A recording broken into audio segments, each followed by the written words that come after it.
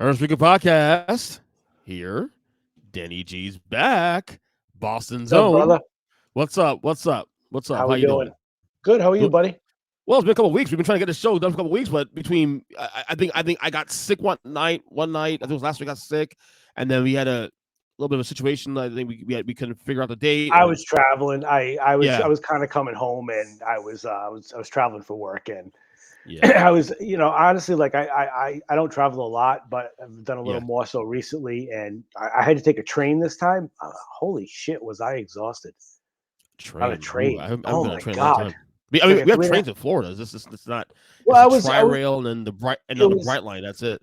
it wasn't the Acela. It was like just a regular like Amtrak train. It was from Providence to New York. Yeah, And it was brutal. My body was so sore. I couldn't believe yeah. it. I'm like, you're definitely getting old. How cold's up there now? Today was the coldest day we've had in a while. It was like 30. There was actually frost on my car this morning for the first time. Oh, so we're at that time of the year now, November, of course. Yeah. The heat can officially come on now. I mean, we're all stubborn up here. It's like, no, we're not doing it until November 1st. You know what I mean? But it's on now. So the heat's on tonight. So of the Boston sports fans, how's the city right now? I mean, you have the lowly Patriots, you got the red hot Celtics, you got the lowly Red Sox. I guess the Yeah, Bruins are okay. I don't it's know. the Bruins are okay. They haven't lost a game. So Oh, there they're you doing all go. right. There you I don't go. know. I know they're playing right now. I don't know the score or anything right now, Yeah. but it's an interesting scene. It's the the way of life around here is focus on all the negative shit first, and Of then go course. with anything that's positive. It's kind of hard. It's getting harder by the day to deal with. I mean, it's been literally 30 years since the Patriots have not been good. I mean, there's Yeah, it been a really year or has. two. There has been a year or two in between here, but basically starting in I don't know 1993 when Parcells came aboard, and then straight through the Pete Carroll years and all the Belichick, they've been relevant. We've Yep. had a year here, a year there that they've taken a step back, but they've been relevant. And this year they stink, and it's hard. It's hard for a lot of people. I mean, I think of like I'll use an example. Like my son Jake is 21. In Oh his wow, lifetime, you got 21-year-old. he's the oldest. Yeah, he's gonna be 22. He's gonna be 22 in 3 weeks. Oh Um, wow. yeah, I know. How do you look this good and have a 22-year-old? But Exactly. Let them know. but honestly, it's in his lifetime. Like the year he was born November 24th, 2001, and that the in the hospital. This is a true story. In the Mhm. hospital, his mom and I watched the Patriots come back and beat the New Orleans Saints. And now the Sunday before that, his mom who was pregnant, very pregnant, went to go Yeah. watch the Patriots play the Rams in Foxborough. And the Patriots went on the following week to beat the Rams, and they didn't lose a game the rest of the season. So Yeah. the year my son was born, the Patriots won the Super Bowl. And in his lifetime, he's seen 6 Super Bowls. He's seen an NBA championship. He's seen 4 World Series and a Bruins Stanley Cup. Spoiled. On top of the Patriots being to an additional 3 Super Bowls on Mhm. that, on top of the Celtics being to 2 NBA finals, and on top of the Bruins being into 2 additional NHL finals. So I, uh-huh. the fan in Boston right now doesn't understand what the reality of sports is actually like. That doesn't happen in anywhere else. I Right. mean, it's kind of similar where you are now. I mean, the Heat have been good for a while. Mhm. The Lightning are good. Right, Florida, well, right. The difference between Miami and Boston, though, I will say, is that the Heat has been the only team that's consistent for the last 20 some years here. The Dolphins only now, for the first time in decades, have been relevant. we The can get Marlins have been, we can talk more about that. yeah. I mean, like I said, yeah. Boston's has had a good run, for the last 2 decades. It Oh, really has. absolutely, absolutely, I, and it's I and, mean, and even for me. yeah. I remember. Look. I've been watching football for 33 years. I remember a time when the Pats sucked. Like I remember a time. Like my first year watching the Patriots, they were 1-15, Yeah, 1990. yeah. That was Hugh Milton. I'm not mistaken. Was the quarterback of that team. Bingo. Good job, man. Yeah, He was 90. He was 90. He was 90, and he had a good year in 90. No, and then in 91, he came back because he went like 6-10. right. Yeah. And they gave him like a contract. And Right. then he came back in 92. They stunk. And then Apostles came aboard and cut him the next year. Yeah, and then they brought in Bledsoe. The rest is history, of course. Yeah. Yep, So yep. I remember a time. I got a lot of friends who are Patriots fans, so believe me, and they are going through it. They are going through it, man. Yeah.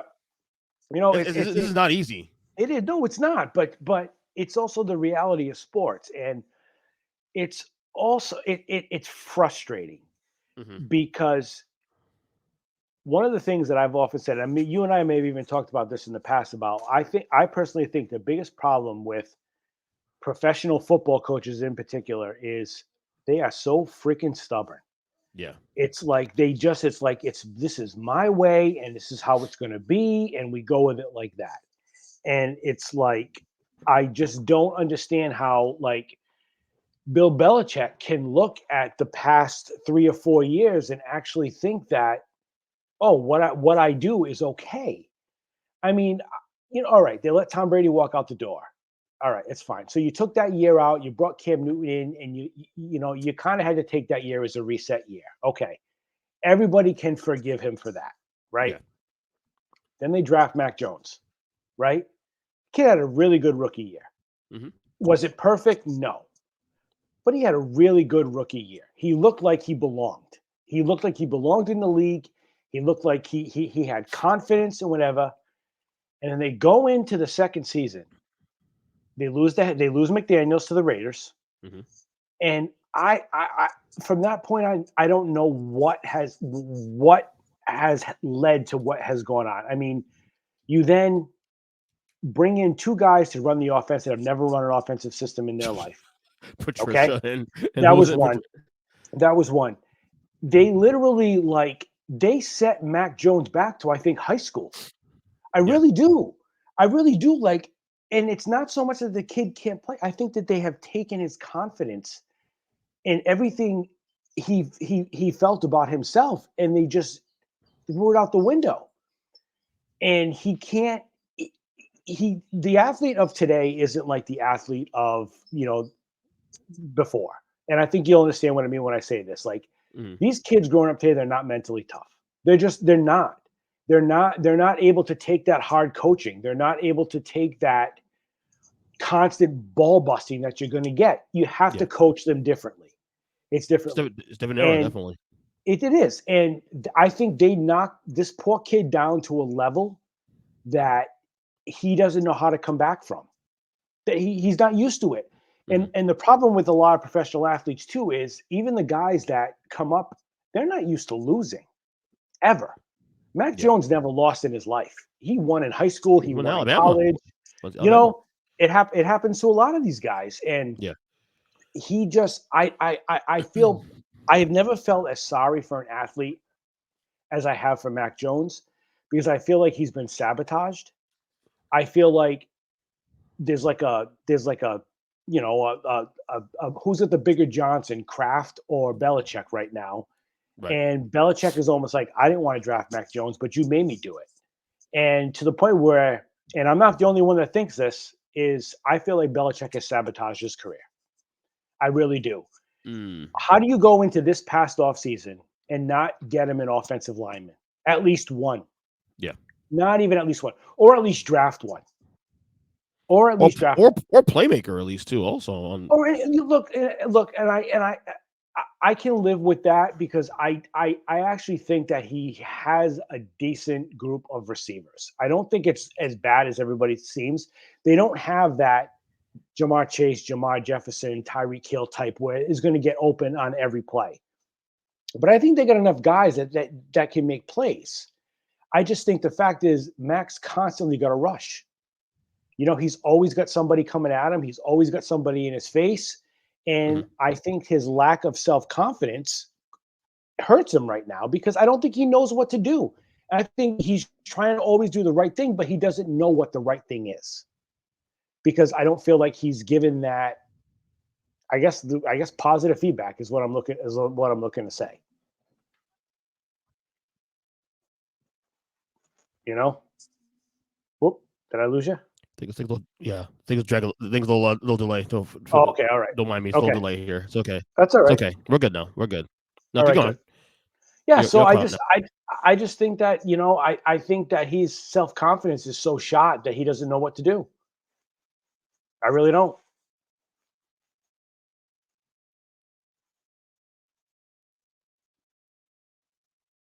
And I think I lost you again. Oh, I did.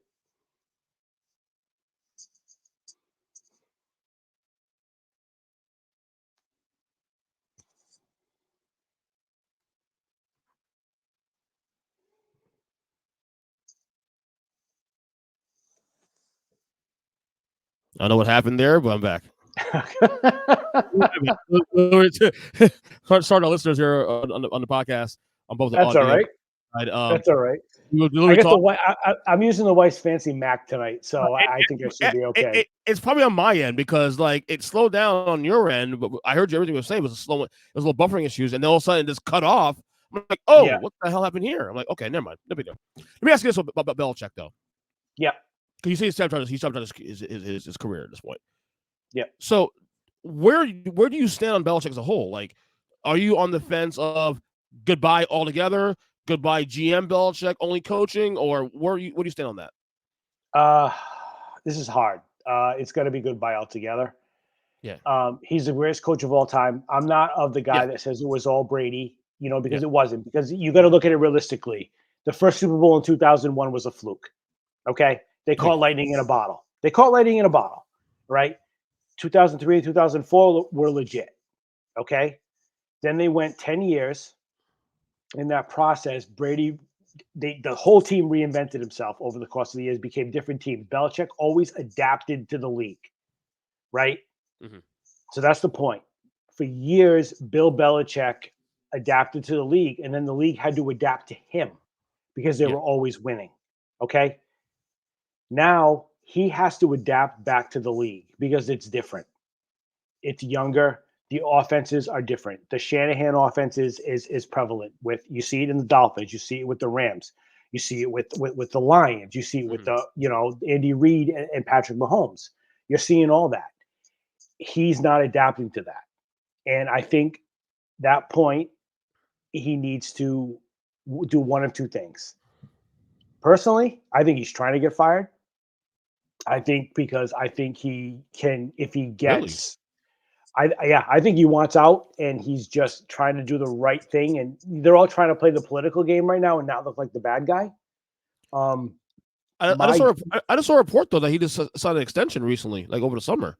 That's all just he did. He probably did, and that's his way of saying, yeah, you can let me go, but you're going to have to pay me, or you're going to have to put me somewhere where I maybe want to coach. And my craziness out of all this is, I think because Dallas is going to choke like they always do every year. Mm-hmm. I think that's where he ends up. Really, Cowboys, or there's been reports over the past couple of days that the Redskins would be very interested in him, and that they would probably possibly work out a trade. And having new ownership and having a high-profile owner in Magic Johnson as a part owner there, they're going to go after a high-profile coach. And the difference is, I think the Commanders would give him free reign. Whereas if he goes to Dallas, he's just going to coach the team. But the Dallas would give him the better chance to break that record. That's interesting. That's an interesting take there. What about Mac Jones? You think Mac Jones is his? He ain't going anywhere. He ain't going anywhere for this year or next year because he's cheap, and the Crafts are cheap. They're great owners, but they're cheap. They are with a capital C. Well, I mean, the way the season's going now, it's very likely they're at least a bottom 7 to bottom 5 team in the league. Yeah. So they're good. In fact, it is a quarterback heavy draft this year. That's we believe to be. It's true. It's very true. Do you draft the quarterback? Do you? I personally, I don't think they do. I think they'll go for a high profile receiver or a lineman in the first round if they end up picking high. I mean, season ain't over yet. And in true Patriots fashion, they'll probably somehow turn this around and win some games because the hard part of their schedule is over for the most part. They've got a couple of difficult games coming up, but for the most part, every game is winnable. Even as bad as they are, every game is winnable. Yeah. And in true Patriots fashion, I think they're going to turn around. They're going to finish somewhere around 8-9 or 9-8, and not get that great pick. Oh, you see recovering this year. It's just what they do. You know what I mean? They won't let us, they'll make us, we want to quit as a fan, and they're going to make us believe in them again, is what they're going to do. So that's, I mean, again, that's also me being positive on the whole thing, but clearly being positive. But, I mean, I can just see that happening. So it's, I don't know. Even if so, I don't think Mac's going anywhere unless they somehow get like the number one pick out of all of this. Then obviously you got to go grab Caleb Williams or Drake May. You got to do that. Right. But I see them sticking with Mac, getting like Marvin Harrison Jr. or trying to get someone like that in the first round, or maybe a stud left or right tackle, someone that they can get. They've got a ton of money to spend in free agency, so I could see them, trying to bring somebody in and whatnot, and giving the kid like that one last chance. But I just don't. All right, here's the best way to put it. Okay. Bob Kraft already took the coach over the quarterback once. I don't see him doing it a second time. So based on what you're saying, it sounds like you're saying we're seeing Annabelle check in New England this year. I think so. I really do. Even if they go 9-8, 8-9, recover the year. Yeah, I think if they actually turn it around, it's even more of a likelihood that he leaves because he'll have higher stock. He'll have because, hey, look, I still was able to turn this team around. So they may be able to spin that and get, maybe even a first round pick for him or a second round pick for him. I think the relationship has run its course. As crazy as it sounds, I definitely do. I don't think they can coexist in New England anymore, him and Kraft. And Kraft ain't going anywhere. And I honestly think that if Kraft stepped aside and Jonathan Kraft took over, I think Jonathan Kraft would fire him tomorrow. I won't lie. Wow. I think he'd fire him tomorrow. Well, this is something we'd definitely be looking at in the months to come, because obviously it's a bad story. If the season goes completely south, he's definitely gone. Definitely gone. There's no they won't be able to justify keeping him. Right. They won't. Well, the other team in the city that's having the complete opposite, at least it's only 1 weekend and a few days into the year. Yeah. But the Celtics unbeaten still too. Unbeaten now. They look fantastic. They're filthy. They're filthy. Yeah. So last time I was on, we talked about this at length, but didn't I tell you that Brad Stevens isn't afraid to make moves? Oh yeah, you're right. No doubt about that. Yeah. He's a wheeling dealer. It's so funny because they had Whit Grossbeck was on one of the radio shows. Yeah. And here's what to me makes a really good owner of a sports team. Like, he's like, this was his quote. He's like, I sat there in game 7 and watched us get beat by Miami. He goes, and I'm sitting there saying to myself, we're not bringing these guys back. We're not bringing the same guys back. He goes, but I left the arena. I took a couple of days to think about it. I wanted to make sure that I made a good decision. He goes, then me, Brad, and Joe Mazzulla met. And I said to them, we can't bring the same team back. He goes, and the two of them looked at me and said, I completely agree with you. It's funny because, if you think about it, you don't have much time to really think about it because the season ends and you're just 3 weeks away from free agency. Exactly. So, you know what they did, EJ? They got rid of the pains in the asses, like I said they were gonna. Your boy Grant Williams. Listen, thank God. Look, I didn't dislike Marcus Smart. I miss Marcus Smart. You can't not like him as a player. He's the type of guy you want on your team. You hate him when he's not on your team, but you want him on your team. Yeah. But it was time to go. He had too big of a personality, and Jalen or Jason could not assume that role with a guy like Marcus Smart because he was constantly inserting himself into that position, taking shots when he shouldn't take shots, speaking up when he shouldn't speak up, taking over, like jumping in front of the coach and doing stuff like that. So he definitely had to go. Grant Williams, the fact they got anything for him, they should be lucky for. Thank God he's gone. Thank God he's he gone. was traded, right? He was traded, right? They got like a second round pick or something from Dallas, so they got that.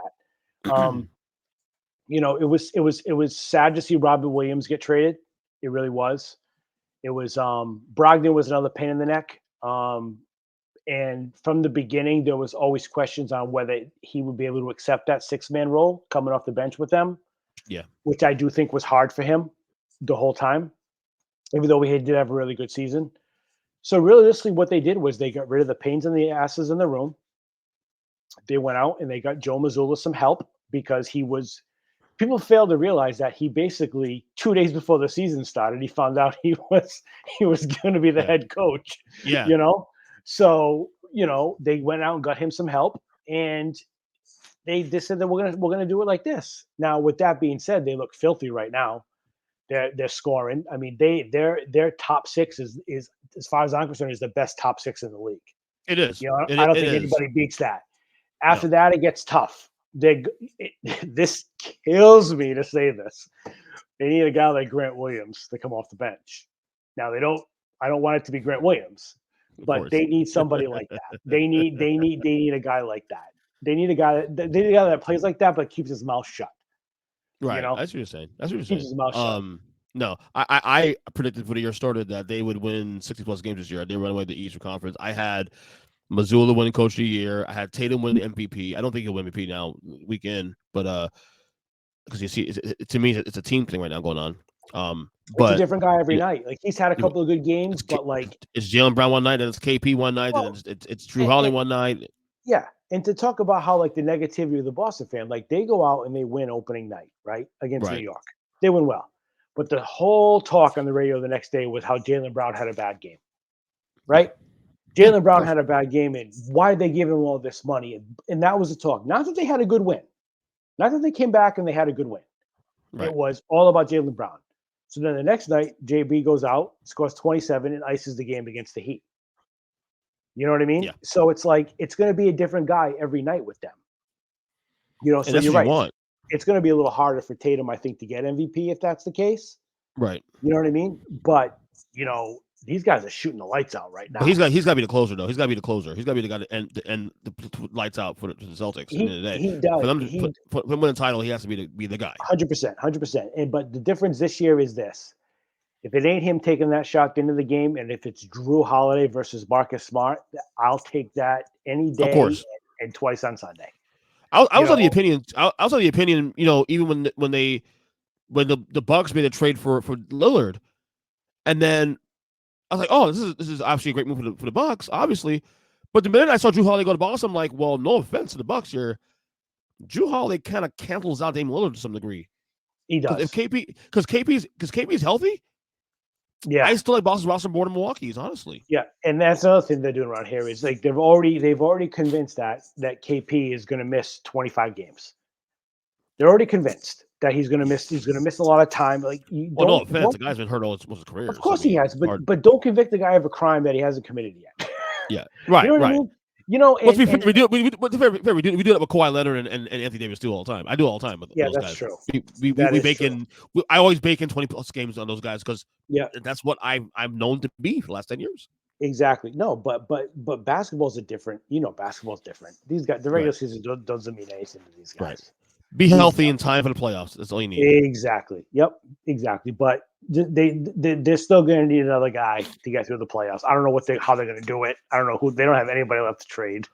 They got nothing. This roster is good enough to compete with against Denver. I mean, this is my look. I hate to say this. I hate the Celtics. You know this already. We've been on this for a couple of years on this podcast. Yeah. But they were my pick to win the whole thing this year. Yeah. Don't count your boys out yet, though. Don't count them out yet. They're rough start. They're so well coached, though. EJ, I understand. He is such a good coach, and he is. The mistake they made was I think they thought they were going to get Lillard. I really do. I think that they were just holding out.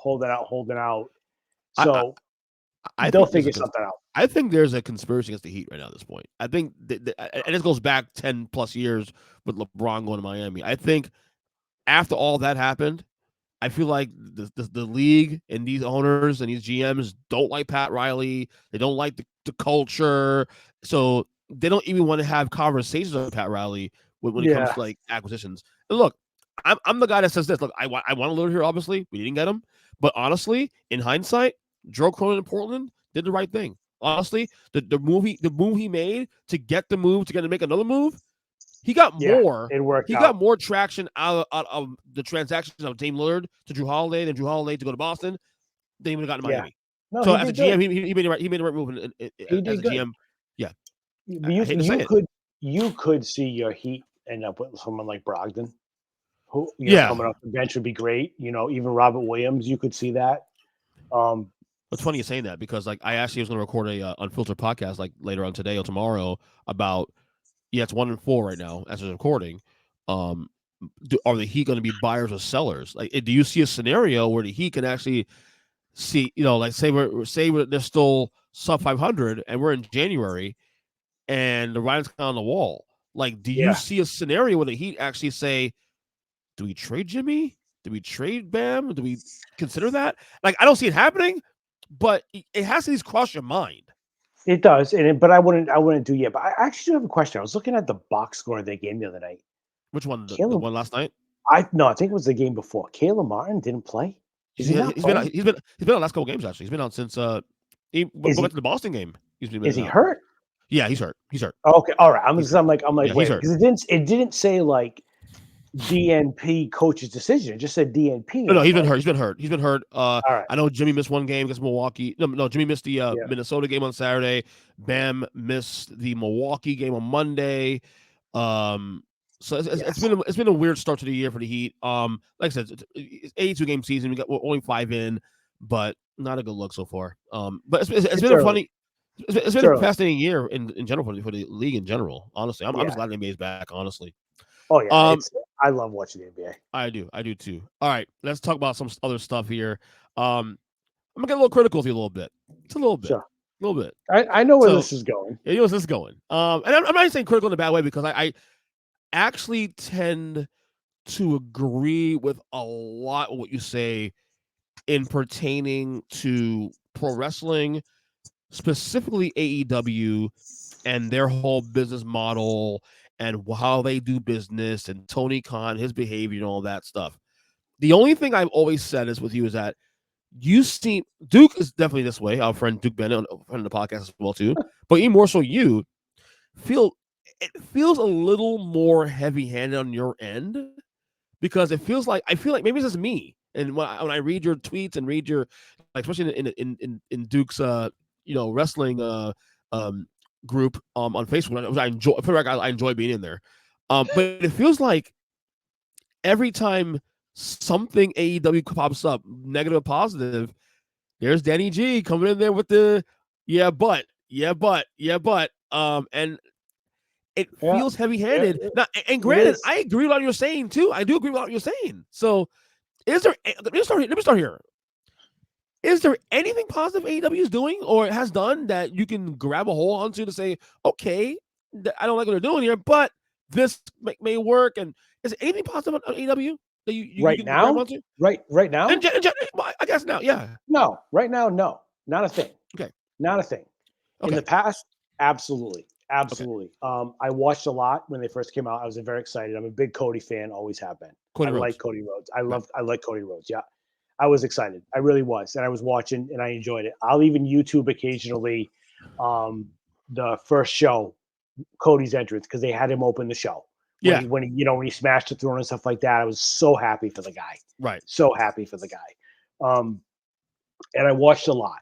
And I kept up with it, and obviously it was new and it was different, and it was something kind of fun to watch, Yeah. And then it became this guy's talking about WWE and throwing shade at WWE, and then this anti-WWE promo comes out, and then this happens, and then this happens, and then this guy gets released by AEW, then he's immediately released by WWE, he's immediately brought in by AEW, and he's going to be the next big game changer, and all this other stuff, and that's not what this company was supposed to be. It was supposed to be alternative. It was supposed to be something different. They were going to give the fans something different. So, and then things were going pretty good. And then all of a sudden 2021 comes around and Adam Cole gets there and Daniel Bryan's there and CM Punk gets signed. And then AEW is at an all-time high. And things are going good. And I actually like that night CM Punk came back in August of 2021 was awesome. That was awesome. Even if you Yeah. don't like CM Punk, that was fantastic. That was great. I was like, here we go. We're going to have 2 shows we can watch on a weekly basis. And how you managed to screw that up, I have no idea. But Mr. Khan has to go out there and declare war on WWE and stuff. And here's my thing, okay? And I've used this reference on Duke Show a couple times. Yeah. I'm a restaurant food service veteran. Okay. Yeah. You don't open up a restaurant, right? You don't open up a burger joint and immediately say, we're coming after you, McDonald's. You know what I mean? Yeah. Absolutely. You open it up, you try to establish your business, you try to do what you do and do it well, try to be different, and you grow that way. Okay. You grow you grow organically, I guess is the best way to put it. You just, Right. you let it go. Tony immediately decided that he wasn't just going to start a wrestling company. He was going to be the biggest wrestling company in the world. And he was going to do this better. And he was going to do this. And he was going to listen to the fans. And he was going to do this. And he has done none of it. And Yeah. he has been very reactive to everything WWE does instead of focusing on what he should be doing, Yeah. which is his business and his brand. Okay. He lies on a regular basis to try to get people's interest. He put 72,000 people in a stadium for a wrestling show in London. Yeah. Right. That is phenomenal. That's fantastic. Right. But what Right. was everybody's main focus? Because he had to come out and say he put 90,000 people in there.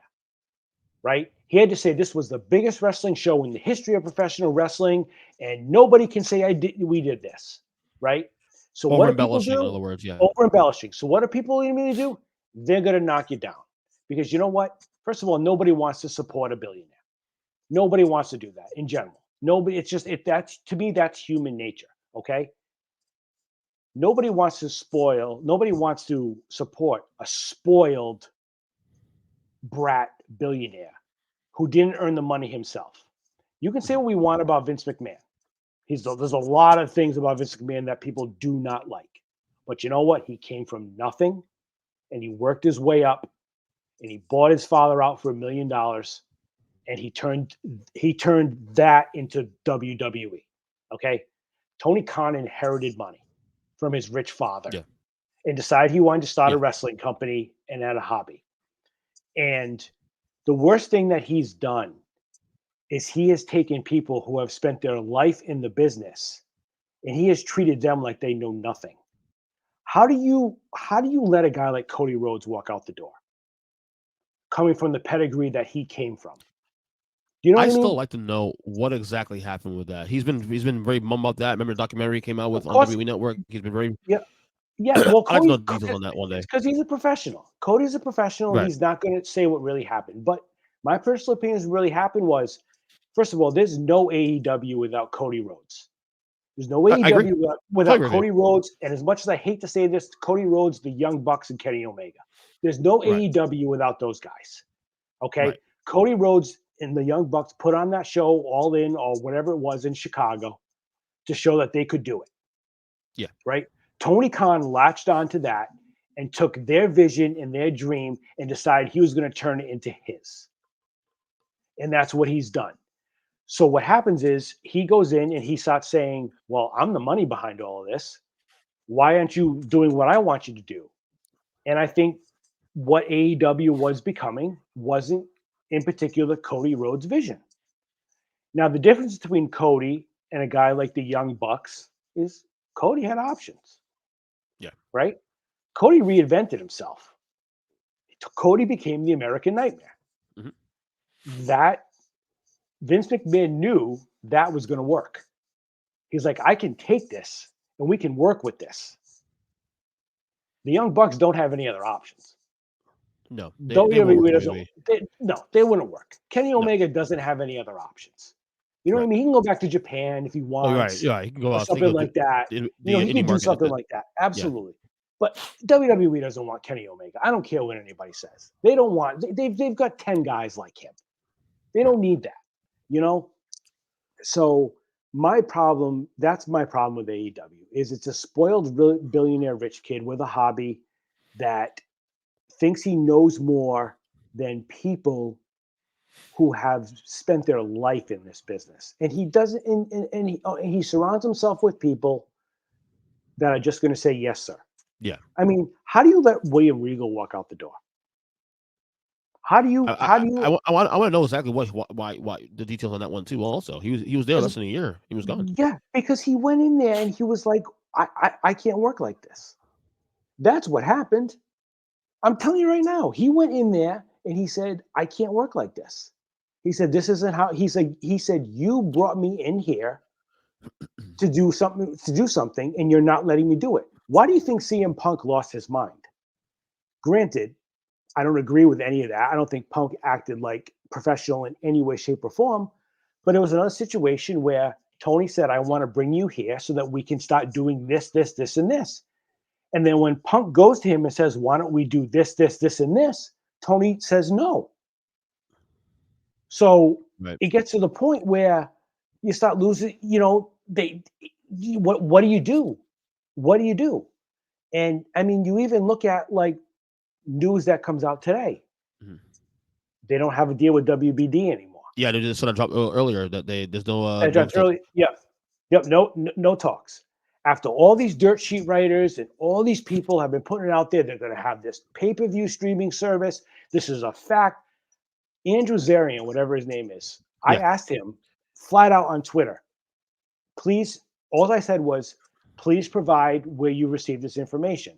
And all he said, he actually replied back to me and he said, trust me, I have this on a first-hand basis. Yeah. Then where's the freaking deal? Yeah. Where's the deal? So what's happening now is, and you look at this from a business standpoint, EJ, right? You're Warner Brothers Discovery right now. Yeah. You're looking to find ways to put money into the company. You've got a brand whose ratings have gone from, in 2 years from 1.1 million to 1.2 million per week, down to between 750 and 850 a week on average. Okay. The attendance on these shows is declining. That's the concern. The attendance. That's the biggest concern. That's the biggest concern. There's like, they're offering buy one get ones up front. Yeah. To get people in the door.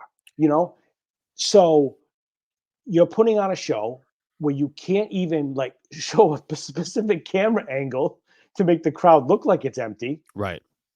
You got people not tuning in to watch your show. Well, a lot of it too. Also, he's also trying to call for a walk. Why are you booking these big arenas when your company's not that big? Like, just stick with what you know. Stick with what works for now, and slowly build your brand. Exactly. Yeah, and there's nothing wrong with putting 4,000 to 5,000 people in an arena. Yeah, banging it out, having a fantastically pumped up crowd, and going from there. I mean, I've been to AW show before. I went to the very first show they did after the pandemic was over. The first live show, okay, that had 3,000 people there, okay, and I had a blast. I had more fun in that show than I ever had on a Raw. I attended years ago. 100%. There's nothing wrong with that. It's great. It's great. It's just, and it's frustrating for me as a fan, as a guy who remembers the WCW WWE war. You know what I mean? Remembers that, and remembers how fun it was to flip between the two shows and see what one's going to be better. Right. It's frustrating. It's frustrating because in the end, if this thing fails, and I'm not hoping it does fail, and I'm sure you're not hoping it fails either. No. If it fails though, who gets hurt the most? These wrestlers have nowhere to go. Because Tony Khan be fine. He's rich. He'll be fine. The wrestlers do. You're right. They don't have anywhere to go, and which is too bad. Which is hard. On a personal level, you don't ever want to see anybody out of work. You don't want that. But so when people say things like, "Oh, they're winning because Tony's doing this and he's doing this and he's doing that," okay, that's fine, but he's not doing it for the right reasons. Right.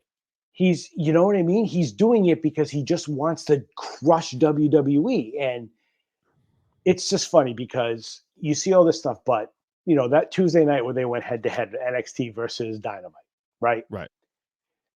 If that's not proof Yeah. of Triple H and Shawn Michaels just saying, if you really want to F with us, this is what we're going to do to you.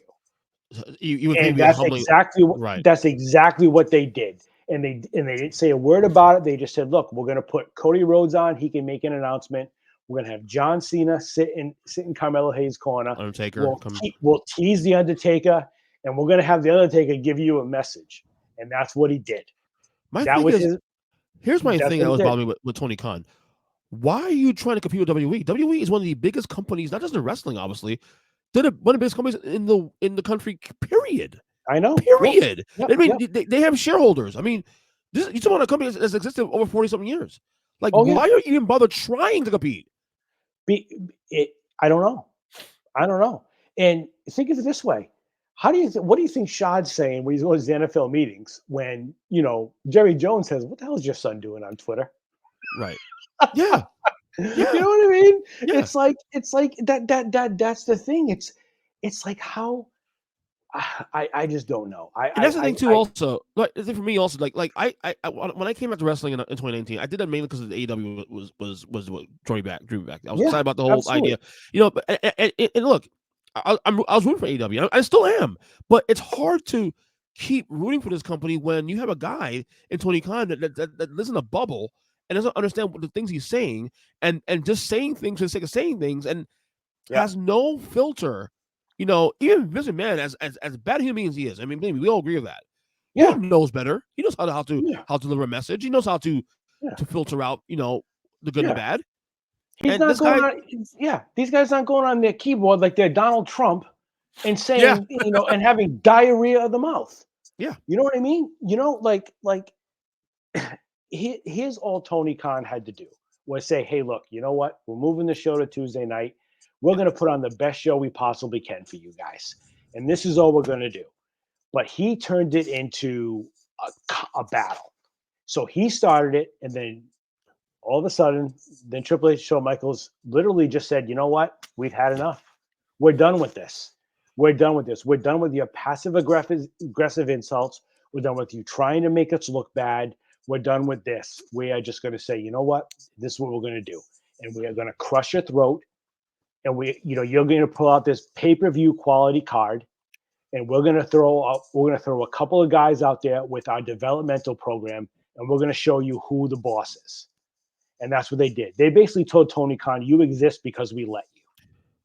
Yeah. Is what they told him. Yeah. You exist because we let you. And the sad thing is he just keeps getting more and more reactive to the point where now he's signing Ric Flair to a multi-year contract. I was mentioning that too also, to a multi-year deal. To feud with Sting and to potentially bring in Hulk Hogan. So 71-year-old Hulk Hogan, 71-year-old Ric Flair, and 65-year-old Sting are going to be your guys. And 50-year-old Adam Copeland Edge are going to be the guys that you're going to move your company forward with. And the funny thing is that you're for all the WWE discussed stuff about this and that, you hate them. You're literally relying on WWE built brands to get your company over. Yep. Ric Flair being the exception to the rule, but Adam Copeland, Edge, Hulk Hogan, okay, I guess Sting also too. So Hogan but even those guys went to WWE for a while, So Hogan. I mean, granted, Hogan, the NWO thing with WCW is what really is one of the things that helped him reinvent himself. But he'll always be known as the real American. Of course, you know what I mean. So that's Hulk Hogan. So yeah, he'll always be known with WWE. And you're right, Sting and Ric Flair. Real wrestling fans know that they're NWA guys. Right. It just screams desperation, in my opinion. And it's like you have great talent on that roster. Utilize the talent. You have guys like Andrade be underused, and it's just sad. It really is sad. And like these problems, and Danny, I think you agree with me on this. The issues, like forget the outer stuff, like within promoting AEW. The booking itself is easily fixable. It's Easily very fixable. fixable. It's very fixable. It's very fixable if Tony Khan would listen to people, but he's not listening to anybody. Yeah. He's not. He's still promoting these dream matches that he wants to see. Nobody wants, dream match. Daniel Bryan against Andrade. That was the WWE mid card house show match. Yeah. You know what I mean? Or then you're bringing in a guy from CMLL or from Right. Lucha Underground Right. that nobody knows. That nobody knows. Or you're bringing in these guys from Japan. Look, nobody in America cares about Japanese wrestling. They don't. They don't. I mean, I can think of one Japanese guy who's ever done well in America, and that's Shinsuke Nakamura. Right. I also do think too, and I've been saying this for years since the company started, that the reason this company has not crossed 1 million viewers per show per week for a while, and it continues now, is because of the fact that this company has a ceiling. Like, they don't appeal to a wider audience. They appeal to a certain segment audience. Okay. Yeah. They don't appeal to kids. So as a father too, okay, who has a 10-year-old, 6-year-old, we all love wrestling. But they don't watch AEW, not because they don't want to watch it. They're not allowed to because it's too adult for them. Okay, WWE is perfect for them. Okay, so if I'm going to a WWE show, WWE is getting 4 tickets from me, my wife, my 2 kids. Okay, AEW is maybe getting me only, and my wife wants to go, but she did go last time. She enjoyed it. You and your 2 buddies or something like that. Right. But so like this economically alone, WWE will always dominate because you all this talk about you wanting to beat WWE and put them out of business, all this crap. You have to do the things necessary to get to that point. You gotta widen your audience, which means 100% to more kids, and they don't do that. Yeah, I mean, when I go to the shows, EJ, I go with my 15-year-old daughter. Yeah, she loves it. She likes to go, and realistically, she's just a casual fan. She's not watching Raw with me every week. And, she watches it on YouTube and stuff, but she loves to go see WWE live. Like when we went to Boston back in September, she was so excited to see Cody. Like, you had to see her. She was so freaking excited. She's like, and now he didn't come on until after. He came. They had 2 matches after the fact. And he was the main event against Dominic Mysterio. And like when the match was going on beforehand, I think it was the Street Profits against Escobar and Rey Mysterio, which was a good match. Right. But they were setting up the pyro for Cody. And she was like, Dad, look, they're setting up for Cody. So it was good. So that's like that's what WWE does. Like, I talked to Duke about this. Like, here's part of the reason I am so passionate about wrestling. My parents divorced when I was very, very young. Right. But me and my dad bonded over sports. And one of the things we bonded over was wrestling. Right. And when I was a kid in Providence, Rhode Island, they would come once a month. And my dad would take me every month if he could. We didn't do much together growing up, but we did that. And I can tell you that I saw countless guys live, and that's a memory I have with my dad. You know what I mean? So I'm passionate about wrestling in that aspect, and it's just a show. It really is. It's just a show, but that's something that I'm passionate about. So when I see things in the business happen that upset me, it probably upsets me more than it really should, because in life, in the grand scheme of things, it means nothing. But it's just it was a good memory of me growing up as a kid, and I enjoy it, and I want to see guys do well in the business. And I respect the fact of how hard these guys work. You know what I mean? I mean, they bust their ass. They bust their ass. They put, they do more for their more harm on their body, as much harm in their body as a football player does, if you think about it. And they work more. And they, they work a lot. They work hard too. I mean, what these guys put themselves through, I have so much respect for. I've always said too, also, like, maybe it's just me, but I have more fascination with wrestlers' lives than I do with actual celebrities. I do now. No, with natural celebrities. Yeah. Like, I rather know what goes on in Andrade's world than say Kim Kardashian, or I rather know what's going on because I feel like wrestlers, even though they do have a name, do have a brand, the whole nine, they're as close to as blue collar without being with still being well known Yeah. as you're gonna get. Where celebrities they're in the bubble. Like you still have that little attachment to like realism with wrestlers. Well, if you think about it, in many ways, they're almost two different people. Right. On TV, Charlotte Flair is Charlotte Flair. Right. But in real life, she is, Ashley Andrade or whatever her last name is. Right. You know what I mean? So it's almost like having two different people. And right. You're right. It's like they live two different lives. And I'm fascinated by that. I mean, I was like, look, I used to at one point got sucked into all the dirt sheets and all that stuff too. But that's all just such garbage. I'll admit, like the dirt sheets thing wasn't a thing for me until probably in 2019, and then now I'm like, whatever, it is what it is. It's weird now. The obsession with the dirt sheets with people is weird now. Honestly, Meltzer and those guys. Yeah, the problem with the guys that do the dirt sheets is here's the problem: is they want to be part of the business. They want to actually be part of the business. They want to. So what they're doing is they're taking on a heel persona. Like they're going to do this, or they're going to say this.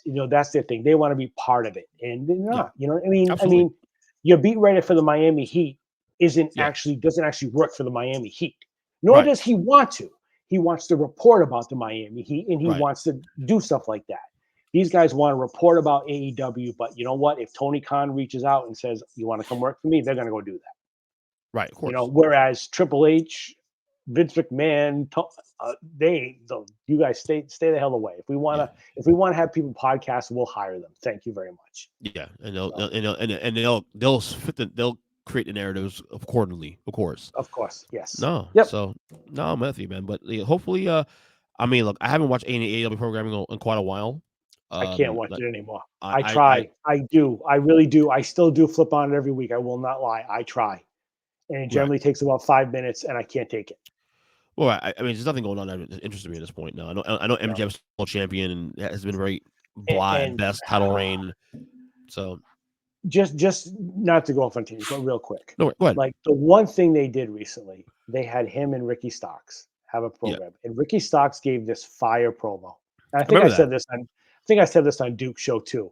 And I actually went on and I was like, this is the best thing I've seen probably in all of wrestling in a while. That was fantastic. And it lasted a week. Yep. It lasted a week. Bad booking. And I've been saying about 2 years now, they gotta put the strap, they gotta put the rocket on that guy. They're not gonna put it on him. You know why? Because he's WWE bound. Yeah.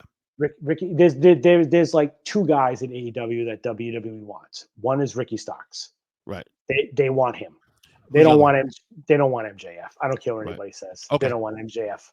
They don't want him. I think they'd take Aleister Black back. I do think they would take him back. Aleister Black's amazing. They got the balls. I think Triple H knows Vince McMahon really screwed that one up. Yeah. Which again, if you want to compare to people who's lost their fastball, you can do Vince McMahon and Bill Belichick, and you can 6 in one, half dozen in the other. Oh, two guys who were great at what they did for years, but it's kind of passed them by. Passed for time. Yeah, so makes sense. But I actually think he's tried to go back to WWE a couple times, which is probably why he's had such bad booking over the past couple. Oh, yeah, but he also his wife's there, so of course. And look, Grant, is she a main eventer? No, but she's relevant. Yeah, she's on TV every week. She's gorgeous, and oh goodness gracious, and my top 5. Oh yeah, she's up there. I'm with you on that. You and I did a whole top 5 thing. I know. I agree with that. I agree with a lot of what you guys said. Yeah. But they just, that's another big problem with a lot of these wrestlers is, me and Duke talk about this a lot too, is self-perception and reality, or no, in a sense, as The Rock always said, know your role. Right. The Miz has made a 20+ year career out of the mid card. Yep. He is a multi-millionaire. Yep. And he's still really good at it. And he's still really good at doing it. He's still good at what he does. Yeah. Because you know why? He knows what he can do. Right. You know what I mean? Yep. Like people talk about like I'll give you like Austin Theory right now. Okay.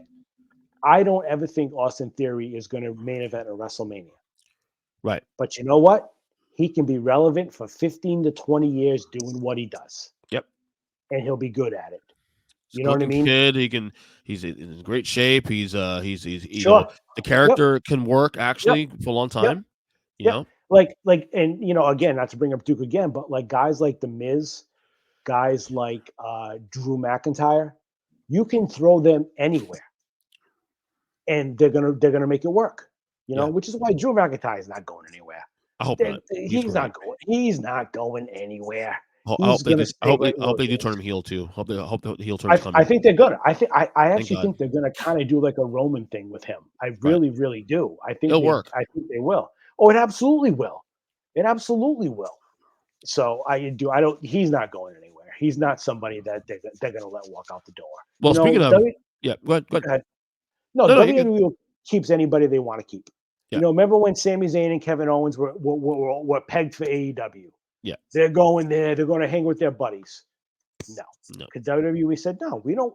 Here's what we're going to pay you. This is what we're going to do for you. All right. And they signed on the dotted line. Yep. Well, speaking of WWE, we have a premium event this weekend. It's Crown Jewel in Saudi Arabia. 1 o'clock on Saturday 1 afternoon. o'clock. I can't watch it. I'll be at work you're till working, 5. right? I'm working till 5, so I'm going to watch. I'll watch it after the fact. For me, it doesn't get any better than that. What a Saturday afternoon. Technically, college football on one TV. It's gonna be great. I mean, technically, I am off on Saturday. Technically, I am off, but I have to work because I took off the weekend because my wife's out of town for a couple of days, and I took this out in case she can't come back in time. But she's gonna be back before then. But I have to work. I need to make money. So is she vacation or traveling for work? No. She's actually running a Disney race, a 5K tomorrow morning. Oh, all right, yeah. My wife's actually running one. Alyssa's running one in April. Oh, nice. Yeah. Good job, man. Yeah, I'll probably be down. Yeah, but you're in Miami. You're closer to Miami, right? I'm closer to I'm in West Palm Beach. Yeah. So it's like a 3-hour ride. Right. What from Miami? From Miami, from where you are to like Orlando, right? 2.5 hours, 3 hours. Yeah. So my parents are in Ocala, so that's like probably. Oh, there you go. Yep, there you go. So you actually got a pre-show match here, on Saturday. Hold on, let me bring it real quick. Oh, here it goes. Sami Zayn and JD McDonough. Oh, Sami Zayn's gonna win that. Yeah, of course. I'm just surprised they put him in a pre-show. I haven't seen a pre-show match on a PLE in over a year. Well, almost 2 years, maybe. Knowing WWE, there's probably a reason for that. Okay. Is Gunther on the card? Gunther, let me see. He is not on the card. Because no. He's headlining the house show they're doing in New York that night. Okay. Because they're doing a house show. They're doing a house show in New York that night with all the guys that aren't on the same night. It's in Rochester, New York. Yeah. It's actually a good card too. It's actually it's a good card, and that's a hotbed for WWE too, Rochester. It's in right. Yeah, it's up top. So they're doing that. But no, Sami Zayn's going to win that match. Because Seth Rollins against Drew McIntyre for the world title, world heavyweight title. I thought Seth had been taking a break at this point now, but I want Drew to win so bad. I don't know. Are you over the Seth thing though? Over this whole Seth freaking Rollins? No. I like Seth Rollins. I like Seth Rollins a lot. He's a workhorse. Yeah, he's an absolute workhorse. He's a company MVP. If you ask me, he's a company MVP. I do think he's ready for a break though. I do because I can see them putting the belt on Drew, giving Seth some time off. But they said this 2 months ago though at SummerSlam, and even around there, and they didn't pull the trigger. So. I kind of see Rollins as a guy that is afraid to lose his spot. You know Probably, what I mean? He's too good though at this point to lose his spot. Yeah, he's really good. So, but again, I can see them having the belt come on to Drew and having Seth taking some time off, but then Seth coming back and having a big program with Roman before WrestleMania. So you're gonna pick Drew in this one? I'm taking Drew. I'm taking Drew also. I'm going to take Drew. I'm going with my heart on this one. I want Drew to win because this might be the only title change in the entire show. So it's true, but I also want Drew McIntyre to have a belt with a live crowd. Because he was huge during the pandemic, and yes, he was. As good as it was to see Lashley win at that WrestleMania, I felt like Drew deserved to win in front of some people. Absolutely, I did. I did. Absolutely. But he's a professional, so. All right. We got a fatal 5-way match for the women's world title. Rhea Ripley, Nia Jax, Shayna Baszler, Zoe Stark, and Raquel Rodriguez. Rhea Ripley. Yeah. I think Ripley pins Baszler, to be honest with you. I do They think can't. They can't take the belt off of her. She's too hot right now. Oh God, yeah. And I also think keep an eye on Raquel Rodriguez. I mean, she's still kind of green in the ring, but I think She's got they the see a look. star. She has a They star. do. She's got the look. She does. Yeah, but I got to read on this one. How about this one? U.S. title on the line. Rey Mysterio against Logan Paul. Logan Paul. So Logan Paul gets a title.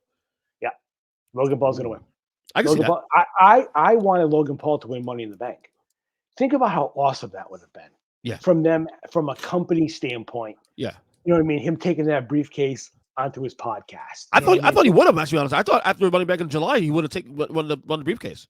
I think the reason they didn't do it is because the briefcase kind of has to be around on a weekly basis as like a what if situation, a what if type thing. And with him having that boxing match, you knew he wasn't going to be around. That's true. So I think that's why. So that's why I think they're going to put I think they're going to put the U.S. title on him. I really do. Yeah, I'm with you on that one too. I got Logan as well too.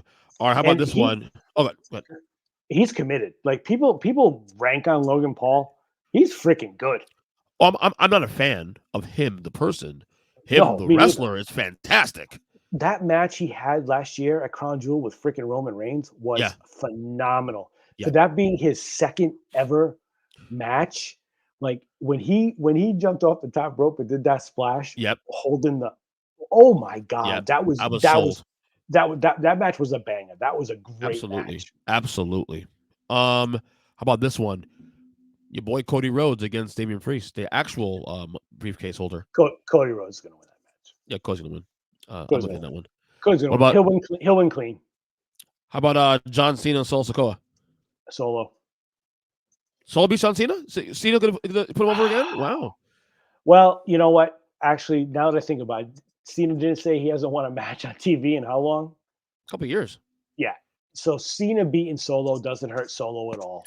No. It doesn't hurt his spot at all. So I'm going to say Cena because Cena's probably going to be going away. I think Cena's going to be going away for a little bit. Yeah. Probably till closer to WrestleMania. So I'm going to go Cena on this one. Yeah, me too. Although I think there'll be a lot of shenanigans involved in this match. All right, how about this? Yeah, how about this one? Singles match for WWE Women's title: Io Sky with Bayley and Dakota Kai versus Bianca Belair. Bianca's back. I think Io somehow wins, and I think this is where we see the beginning of Jade Cargill versus Bianca Belair. Yes, me too. I see that too. Also, I actually don't think they'll wrestle till WrestleMania. Right. But I think this is where it begins. Does Bianca turn heel anytime soon, you think? Or no? Still waiting on that. Soon. She turns heel soon. Okay. She turns heel soon. Finally, it's tough with her because I think they kind of look at her kind of like as with John Cena. Yes. Yes, they want her. They want her to be such like an inspiration. I think she really is an inspiration to so many young people. So it's hard for them to have to do it. But you know what? Cena got booed for a long time too. Right. But again, she has been heel before though in NXT, and she was really good at it. Record. Yeah. And finally, the main event, we have Roman Reigns and LA Knight. Let me talk to you. Yeah. So I was never an LA Knight. I wasn't an LA Knight. I'm still not a huge LA Knight fan. I'm still not a huge LA Knight. I still don't really. I don't think there's anything special about him, but I get it, and he's got it right now in the crowd, and people love him, and they're running with it, and I think that's great. I think he's a true professional, and I think I'm happy for the guy. He ain't winning. No, Roman's gonna win. How they have Roman win and protect Knight in the process, because I think what's going to happen is it's going to end up being LA Knight versus Logan Paul. Is what I think will end up happening. Like the megastar versus the real social media megastar. You know what I mean? Right. So how they protect him, I don't really know. But we know Roman is going to win.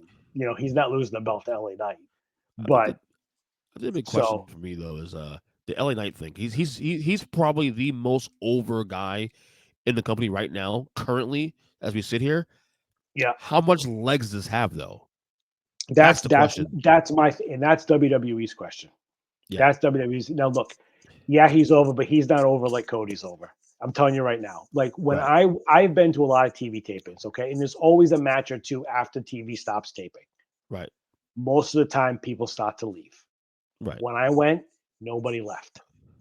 Nobody left. They wanted to see Cody. They stayed for Cody. And to his credit, he squashed Dominic in about 40 seconds. Wow. Literally, it was like a 40-second squash. He stayed and signed autographs and took pictures probably for a half hour. That's awesome. He literally said, I am going to stay and take as many pictures and sign as many autographs as I can until Jason Jordan walks out there and tells me I have to go. Right. And that's what he did. Any surprises? Did you see surprises tonight? On this night? Any There'll be something. I don't know what though. I don't know what. I can't Randy Orton returns? I don't think Doubt they'll it. do it. It's Not too here. expensive to do that. Not Saudi Arabia. Yeah. That's a Survivor Series moment, if anything. Yeah, it's gonna be something like that. Something like Survivor Series. Although I don't care. I think we're gonna see CM Punk at Survivor Series. You think so? I do. And for one reason only. It's again, Triple H is gonna flex his muscle. And he's gonna say Tony Chicago too, right? It's Chicago. And my son's actually gonna be there. My son goes to school about an hour outside Chicago. Okay. And him and his roommate are going to SmackDown. They're going to Survivor Series, and they're going to Raw Monday night. All in Chicago. So he's pumped. Oh, wow. That's awesome. He said they bought CM Punk T-shirts and everything. Yeah. I think he's coming back. I do. It makes all sense in the world to do it. Yeah. I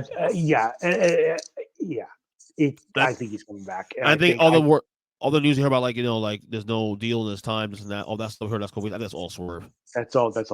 It's all swerve. I think that's all. You're gonna hear. You're gonna hear cult of personality, and he's gonna. Because I'll tell you what. If they don't have him come back, the crowd is gonna hijack that show.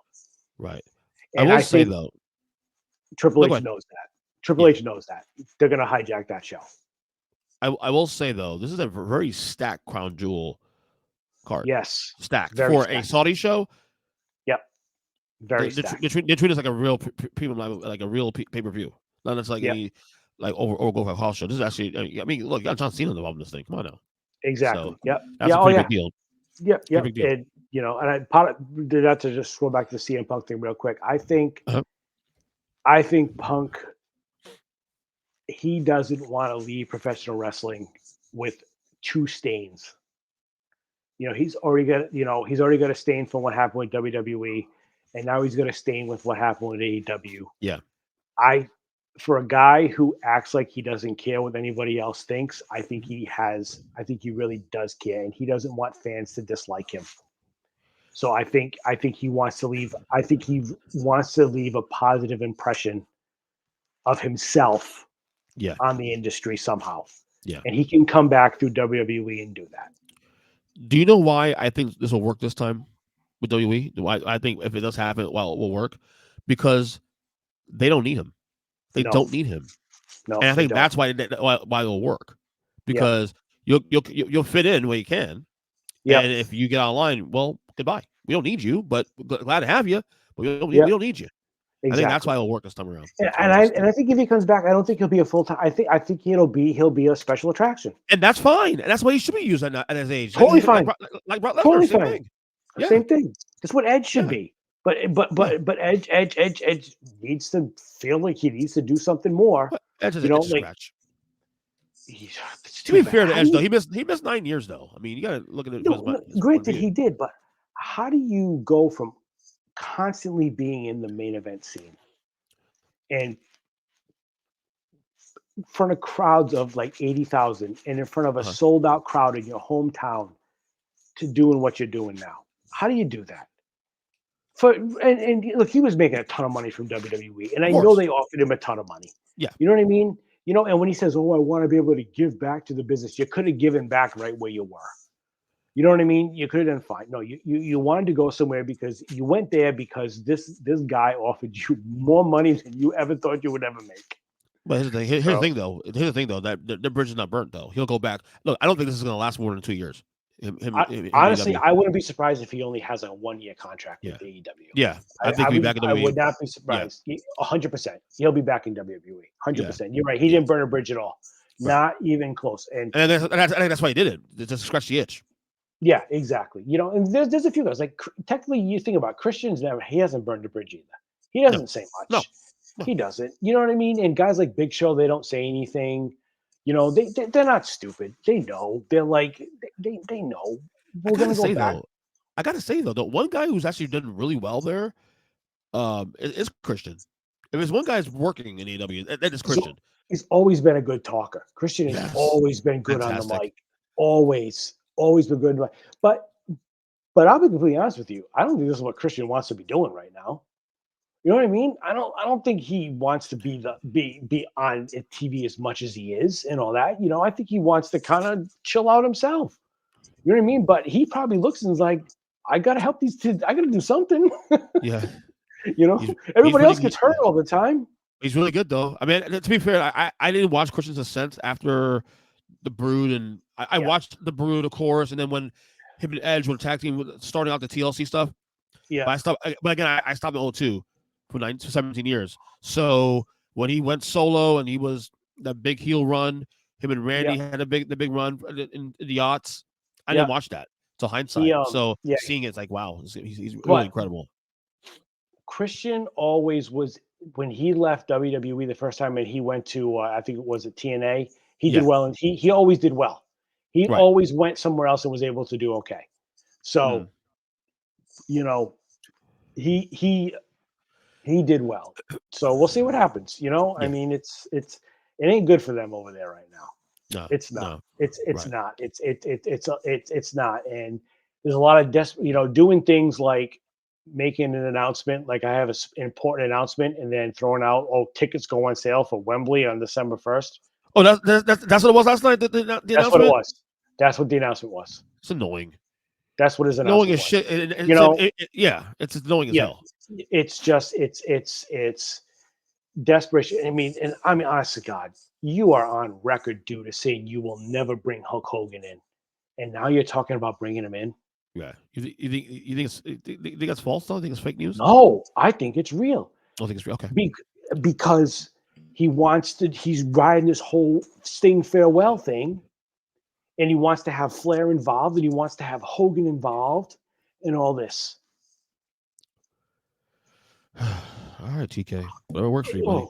And I mean, I was talking to Duke about it today, and the thing is, like Hogan, he's still got some cachet.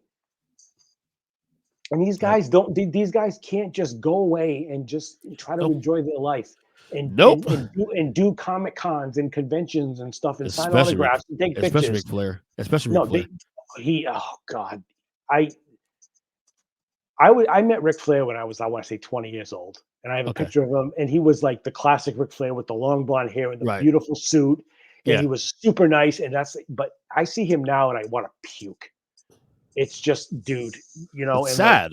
And people's like, oh, well, how you turn down that money? I was like, well, you know what? If he didn't file for bankruptcy 5 times, he probably wouldn't need the money. Right. So. True. Yeah.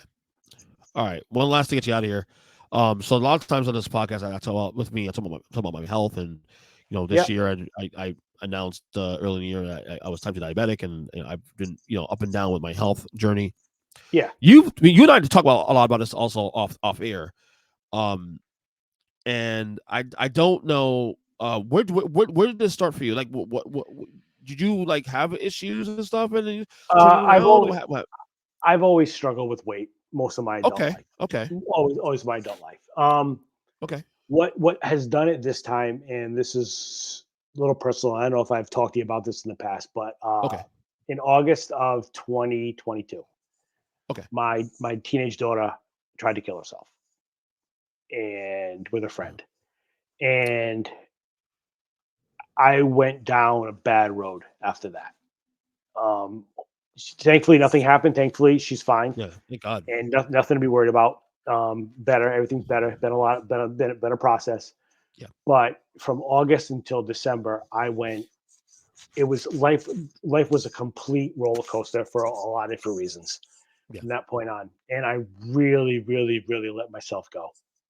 and I'm 6'2", so I'm tall, Right. but I got as heavy as 267, and that's basically the heaviest I've ever been in my life. And I Right. look at myself, and I've always struggled with self confidence, and I've always struggled with how I look. It's just sad, but it's true because I have a wonderful life. I have a gorgeous wife. I've got Yeah. beautiful children, but it's just one of those things.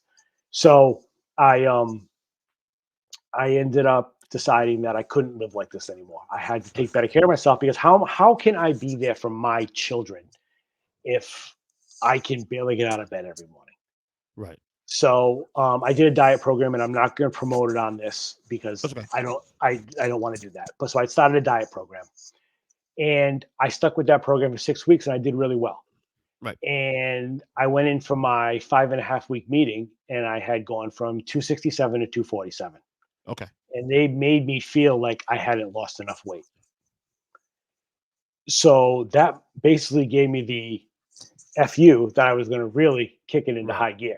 Right. So what I did was, ironically, that same day, a friend of mine, or actually, she didn't say a friend of mine, a work associate had come in and said, "Hey, look, you've been losing weight." And I told her, and she's like, "Oh, I did the same program." She goes, "And so did my boyfriend." I said, "That's great." She goes, "But I'm going to help you." I said, "What do you mean?" She goes, "I'm going to show you where they get all the stuff." So Okay. she gave me this company where I get all the stuff, where I paid for 6 weeks worth of food Yeah. for the amount of 1 week with that company. So I continued the program on a modified step, which is basically kind of like keto on a little different level. I Right. started walking 2 to 3 days per week, and I've got myself as low as 210. So Wow. That's basically awesome. 57 pounds. Since July, I really haven't done much. I've still been walking when I can. I've still been taking care of myself. Now I'm at like 215. So Okay. whatever, I gained a couple pounds back, right? So it's fine. But I'm still what the program did for me, EJ, was I have much better habits now than I did before. I'm Right. definitely an everything in moderation type guy. Right. So like before here tonight, like I had a busy day at work today, so I didn't really get a chance to eat much. Right. But tonight I went out, I grabbed a sandwich, I had a beer, and I came home. But before it was have a huge breakfast. You eat like this large steak and cheese for lunch with French Yeah. fries and a Coke, Yeah. and then for dinner you're eating this, and you're having an appetizer, you're having dinner, and you're having dessert. I don't do that anymore. Right. And if I know my wife and I are going out for a nice dinner, I watch what I eat during the day, so that way I'm not overindulging all day long. Right. So everything in moderation. I'm definitely taking care of myself a lot better, and that's basically it. Trying to drink more water and stuff. But Yeah. long Yep. story short, for anybody out there who does hear this, don't let something that happened with my personal life get in the way of you taking care of yourself, Right. because we can't be there for the people that depend on us Yeah. if we don't somehow take care of ourselves. Do you fast? No, never have. Never done that. No. I mean, not intentionally. I mean, I'll have a day at work where I'm still freaking busy that I don't No. get a What chance I'm to saying, eat. You know, you have you heard intermittent fasting? yeah, I have. It's not. I can't do it. I can't do it. Like I can't do. I've tried in the past. Like people, like, oh, you cut out carbs 100%. It's physically got me sick. Yeah, it's Physically tough. It's got me tough. sick. You know what I mean? So I try to do as little as I can. But I'm not. I've learned that as long as you just watch what you do. You know what I mean? So Yeah. I'm just I trying to was like doing the same thing too. I was the same way with you. I was walking a lot, and then this summer got really hot. This is probably one of the hottest summers I think I've ever lived through I in don't Florida. I wouldn't be able to do it down And there with you. I used to walk. I used to walk in on my breaks. 'Cause like the job I do, I get multiple breaks a day, so I'm able to go Yeah, outside and I can walk around. Couple, or if I eat something, I'll walk right after that, so I can offset the blood sugar spike. And yeah, but the last couple months has been tough because like the weather's been so bad, like in terms of like hot, and I don't want to go sweat my ass off, like even walking 2 laps around like the parking lot. So it's one of those things where like I have struggled last couple weeks, a couple months rather, with the fasting has been helping. The fasting is one thing that I will say because I'm strict with fasting. I limit the amount of caloric intake I have in my system because of the fact. Yeah. Because I'm not Yeah. putting, so I do fast. I don't eat for minimum 16 hours a day. Minimum Yeah. 16 hours a day. So Yeah. at least I'm not putting a lot of shit in my body like over and over and over and over and over and over again. You know, Yeah. at least I have Yeah. a limit. So, but that's helped me a lot, the fasting. But I need to get back to, and my wife, though, she's I started first in the spring. You know, once I found out I Yeah. was diabetic and high blood pressure and high cholesterol, I had to go on meds first off. I'm probably all of those things too. It's just a matter of getting blood work done that I Right. haven't had done. Yeah, I have. Yeah, I got blood work done because I had a neck issue. I actually had a bulging disc in my neck in January of this year, Yeah. and when I went to my nutritionist and my slash nutritionist slash chiropractor, what to call it, he told me that my pressure was high, and I should probably see doctors to see what's going on. You know, I went to the doctor next week, and we did the blood work, and next thing you know, I found out I'm type 2 diabetic. My A1C was through the roof. I was high cholesterol, and I was high blood pressure. Now the numbers since my last visit in June, my numbers came down massively, which is good. Yeah. I don't know if it's still the same or it's still lower because I've gotten a little bit looser. No, as I'm, it happens. Not, you know, what I mean, it's not sustainable. It's really not hard. sustainable. It's hard. But I said this to my wife. She's had issues with my weight for years. This summer, she had a little bit of a health scare herself, a little bit, and then she got really sick, and then all of a sudden from there, she just decided enough's enough. She's dropped 43 pounds since July. Congratulations, tell her I said that. And she's crushing it, Yeah. to the point where she's not eating any sugar, nothing at all. She hasn't had any sugar. I try to limit sugar. I do try. It's hard, but I try. It's hard, right? It's hard. Like today, I ain't gonna lie. Today I went off. Today I got a plate of food and with rice and chicken from the Caribbean, the Jamaican food, and I went to town on that today. I ain't gonna lie to you. And I had a couple of Kit Kat steaks. My kids, Halloween candy. Sorry, my cats chiming. That's okay. I got 2 cats here. I got 2 cats at home, so I'm good. I'm a cat guy now. This is Bernadette right here. This is nice. Bernadette. I got a mochi and a sesame nice. cat. I love cats. I never thought I'd be a cat guy. Dude, the cats are the best. They're easy. They're very easy. That's why. Listen, you're gonna see my wife is crazy with these things. Like her phone, her phone with the amount of pictures is embarrassing. Like she was trying to show her friend pictures. Yeah. And she was like, "Oh my God, Dan's right. I have an issue." Yeah. Yeah, we have 3. We have 3. But yeah, I have 2. So yeah, I mean, we had 2. We had 2, and then another one came available. So yeah, and he's a hot mess. You'll see him on my Instagrams and stuff once in a while. Yeah. Oh yeah. So, yeah, it happens. It happens. But one thing to keep in mind, and I don't know if this is on. You can stop. No, we're still going. But if you guys ever are looking for excipes and food options and meal plans and stuff like that, I got a website I can share with you guys at the program that I did. That I'm happy to exchange recipes and stuff like that because we got to help each other out with this stuff. Of course, it's nice. And the one thing I've learned, I've known this throughout the course of the years, is you can still eat really well and eat healthy. You know what I mean? It's I think of some of my favorite things that I like I love squash and bacon, and you can eat bacon, just don't eat bacon every meal.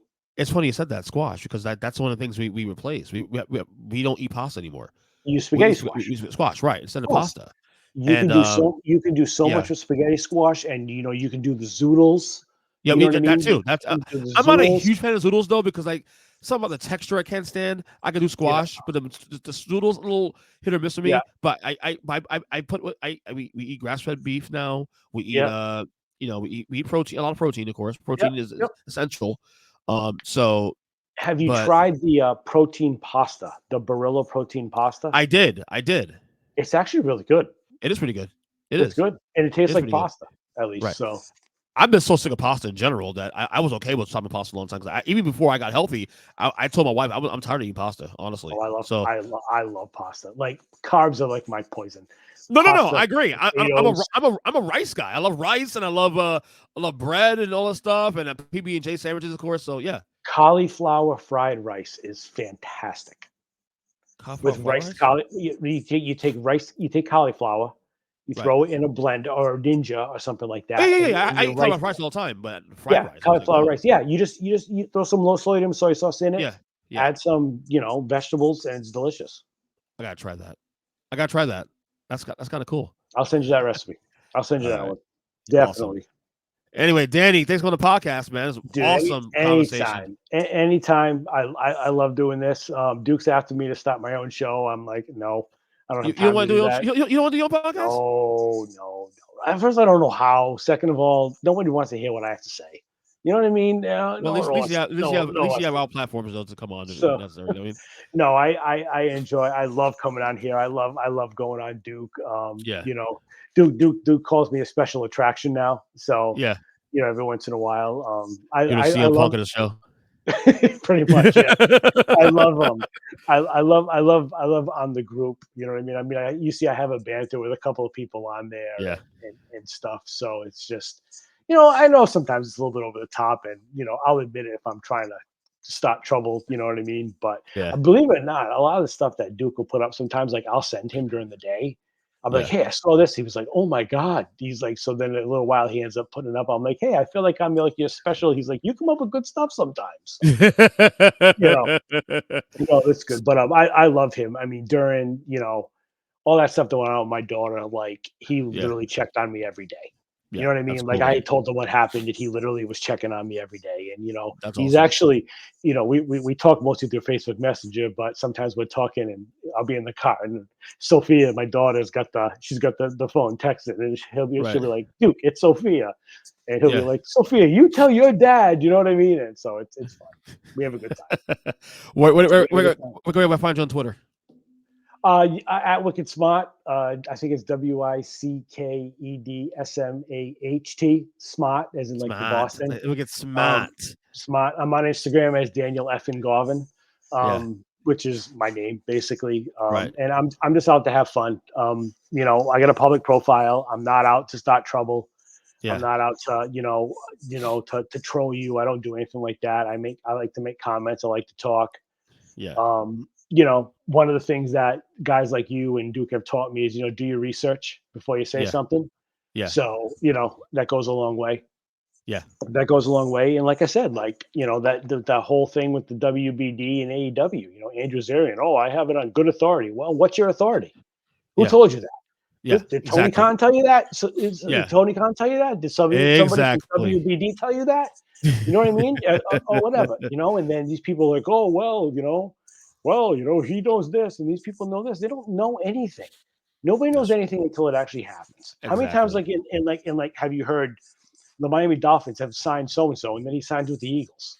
You know what I mean? It's you don't know. Nobody knows. Exactly. And wrestling sports journalism is such a joke. It's sad. It's sad because and yet it's industry. It's still a big industry. It's an industry, and there's actually, I'm not gonna lie, I want to know the inside stuff. I like that stuff. I think it's so freaking cool. I think it's so nice knowing the inside details, but I don't care about a 5-star match. You know what I mean? So Dave Meltzer says it gets a 5.25 stars. Dave Meltzer is no more qualified to talk about wrestling than I am. Right. Or you, or That's anybody true. else. That's so true. Or anybody else. He's not. He's not. You know what I mean? He's never done any of that. So that's all. So right, other than that, yep. Thank you, man. Good job, It man. was good to be back. We lasted a while. This was a long one.